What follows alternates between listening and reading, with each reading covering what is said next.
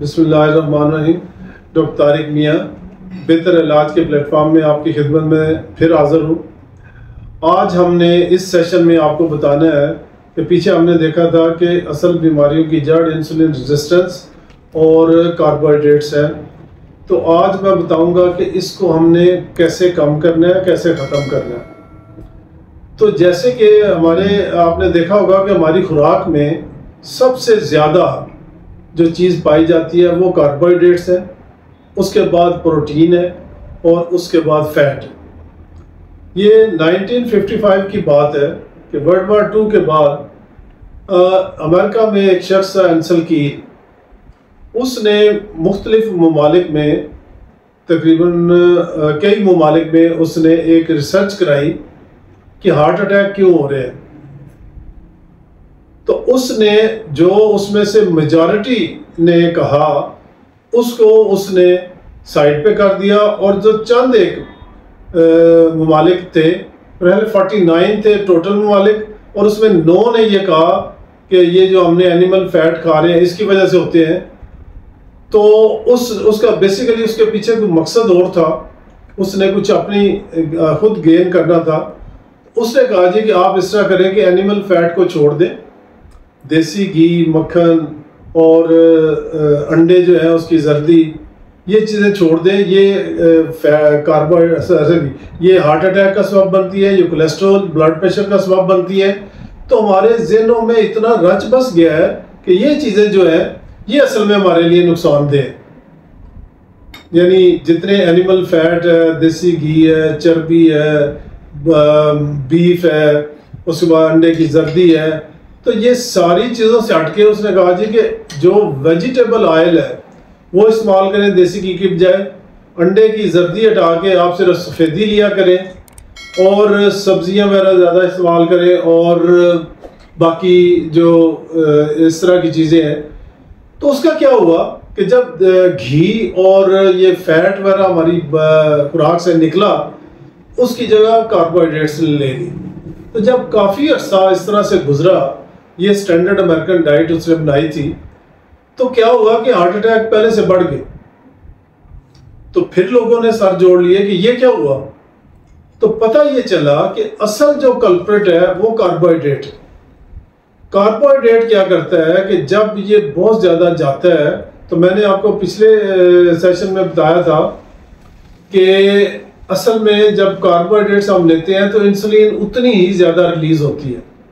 हम सुबह नाश्ता किया कार्बोहाइड्रेट से, वो इंसुलिन बढ़ी, फिर हम दफ्तर, वो भी 3-4 घंटे में उसने नीचे आना था इंसुलिन ने। हम दफ्तर चले गए, हमने फिर कुछ खा पी लिया, चाय वगैरह पी ली, बिस्किट ले लिए, कोई स्नैक्स वगैरह ले लिए, तो वो फिर इंसुलिन बढ़ी और अभी वो नीचे आ ही रही थी। तो फिर लंच का टाइम हो गया, वो हमने किया, फिर इंसुलिन बढ़ गई, फिर अभी वो नीचे बेस लाइन पे आना था उसने, वो बेचारी नहीं आ सकी, और इवनिंग टी का टाइम हो गया, फिर वो ऊपर चली गई, फिर इसी तरह डिनर का टाइम हो गया, फिर रात को सोते वक्त कुछ ना कुछ खाना पीना। तो इंसुलिन जो है हर वक्त उसको किक लगती रहती है और वो ऊपर चली जाती है। तो उसने बेचारी ने कभी बेस लाइन को टच ही नहीं किया, हमने उसे टच करने ही नहीं दिया। असल सेहत थी कि अगर इंसुलिन बेस लाइन पे रहती ज्यादा टाइम पे, ज़ाहिर है जब हम कुछ खाएंगे तो थोड़ी बहुत ऊपर जाएगी। अब यह है कि हमने करना क्या है, एक तो इंसुलिन को ज्यादा किक ना लगे, वो ज्यादा ऊंचे लेवल पे ना जाए, और दूसरा यह है कि मोस्ट ऑफ द टाइम वो बेस लाइन पे रहे। इस चीज को अचीव करने के लिए हमारे पास 2 तरीके हैं। ये एकदम से ऊपर ना जाए, उसके लिए हमने क्या करना है कि हमने कार्बोहाइड्रेट्स को माइनस कर देना है या बहुत लो लेवल पे रखना है। दूसरी चीज क्या है कि जो भी हमने कार्ब खाने हैं उसमें नेकेड कार्ब या रिफाइंड कार्ब या प्रोसेस्ड फूड वो हमने नहीं लेना। मसलन आपने चीनी की फॉर्म में कुछ चीज ली, आपने मिठाई ली, आपने बेकरी आइटम्स लिए, आपने जूस लिया, आपने कोल्ड ड्रिंक्स ली, आपने नान, चावल, आलू ये चीज लिया, तो ये चीजें वो हैं जो भरपूर है कार्बोहाइड्रेट्स में। दूसरी चीज ये है कि अगर आपने थोड़े बहुत कार्बोहाइड्रेट्स लेने भी हैं, तो अगर खाली पेट वो लेंगे तो बहुत ज़्यादा एकदम से राइज करेंगे और इंसुलिन लेवल बढ़ेगा। उससे पहले अगर हम सैलड ले लेते हैं, जो कि हमारी ज़िंदगी में बहुत ज़्यादा ज़रूरी है, और मैं आगे चल के एक स्पेशल सेशन में ये बताऊंगा कि फाइबर हमारे लिए क्यों ज़रूरी है। अच्छा, फाइबर जब हम लेते हैं तो वो अंदर एक लाइनिंग बना लेता है और इसको एब्जॉर्ब नहीं होने देता कार्बोहाइड्रेट्स को।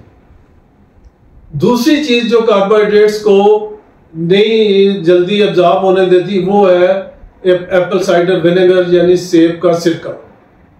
उसके 2 चम्मच अगर आप एक गिलास पानी में हल करके और स्ट्रॉ के साथ आप पीते हैं, क्योंकि डायरेक्ट गिलास से पिएंगे तो आपके दांतों का एनिमल खराब होने का खर्चा होता है, तो वो अगर ले लें तो वो क्या करता है कि स्टार्च को पहले तो टूटने नहीं देता, लेट टूटने देता है। जो अमाइलेज है हमारे मुंह का जो एक एंजाइम है वो इसको हजम होने में कार्बोहाइड्रेट्स को जल्दी करती है, इसको डीनेचर कर देता है अमाइलेज को। तो वो लिहाजा वो प्रोसेस जो है कार्बोहाइड्रेट्स का ग्लूकोज में स्टार्च का कन्वर्ट होने का वो डिले हो जाता है। तो लिहाजा जब लेट वो आहिस्ता आहिस्ता अब्जॉर्ब होगा तो एकदम से इंसुलिन को नहीं बढ़ाएगा।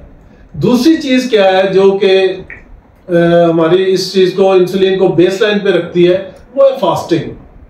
फास्टिंग एक इतनी जबरदस्त चीज है, इस पे हम एक पूरा सेशन करेंगे कि फास्टिंग क्या है, कैसे करनी है, इंटरमिटेंट फास्टिंग क्या है, प्रोलॉन्ग फास्टिंग क्या है, वाटर फास्टिंग क्या है, ड्राई फास्टिंग क्या है, ये पूरा एक सेशन होगा। लेकिन फिलहाल मैं आपको बता दूं कि अगर आप ईटिंग विंडो जिसमें आपने खाना है वो कम कर दें। एक तो ये है कि आपने 3 बार पहले तो आप स्नैक्स छोड़ें, जो 3 टाइम आप स्नैक्स ले रहे हैं वो छोड़ें। उसके बाद ये है कि आप एक अपना मील स्किप करें, यानी चाहे ब्रेकफास्ट को लेकर लेट कर दें और लंच को स्किप कर दें, तो एक लेट ब्रेकफास्ट और एक अर्ली डिनर ये कर लें। और डिनर का मैं आपको बताऊं कि जब हम सूरज होते हुए यानी सूरज जस्ट ग्रूब हुआ जैसे रोज़ा अफ्तार करते हैं तो आपने आखिरी खाना खा लिया, तो ये आपके लिए बहुत बेनिफिशियल है। अच्छा, जब आप फास्टिंग करते हैं तो अब आप चूंकि मुंह के रास्ते कुछ खा नहीं रहे, तो क्या होगा कि आपका इंसुलिन लेवल बिल्कुल बेस लाइन पे रहेगा। तो ये वो चीज़ है जो कि आपका लेवल को बढ़ने जब नहीं देगी इंसुलिन, तो आपकी इंसुलिन रेजिस्टेंस भी खत्म हो जाएगी, और जब इंसुलिन नीचे रहेगी तो आपकी फैट बर्निंग शुरू होगी। ये याद रखें, अगर इंसुलिन बढ़ी हुई है तो आपकी फैट को, ये जो पेट पे चर्बी है या जिस्म पे या जिगर पे चर्बी है, उसको कभी वो निकलने नहीं देगी। तो लिहाजा हमने इंसुलिन को नीचे रखना है, और उसको नीचे रखने के 2 ही चीज़ें हैं। एक तो ये है कि आपने कार्बोहाइड्रेट्स कम खाने हैं और वो कॉम्प्लेक्स कार्बोहाइड्रेट्स खाने हैं, और दूसरा ये है कि आपने फास्टिंग पीरियड प्रोलॉन्ग करना है। ये एक बड़ी, और उसके बाद आपने प्रोटीन को और फैट को बढ़ा देना अपनी खुराक में।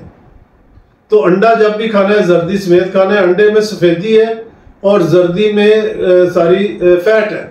जब फैट और अल्लाह ताला ने जहाँ पे भी प्रोटीन पैदा की, जो वाइटनेस है, जो वाइट है, एग वाइट है, वो प्रोटीन है, और जो एग योक है, जो जर्दी है, वो फैट है। तो अल्लाह ताला ने हमेशा प्रोटीन के साथ फैट को, गोश्त के साथ चर्बी को पैदा किया। तो ये इतनी जरूरी है कि जब भी आप प्रोटीन लें साथ फैट जरूर लें। तो ये चीजें आप करेंगे तो आप इंसुलिन का लेवल नहीं बढ़ने देंगे, आप तंदुरुस्त रहेंगे। तो नेक्स्ट इंशाल्लाह मैं आपको मजीद बताऊंगा कि फास्टिंग क्या करनी है, उसका फ़ायदा क्या क्या है, कितनी किस्म की फास्टिंग होती है। तो आज के लिए इतना ही, आपका बहुत शुक्रिया और अल्लाह ताला आपको सलामत रखे। Thank you.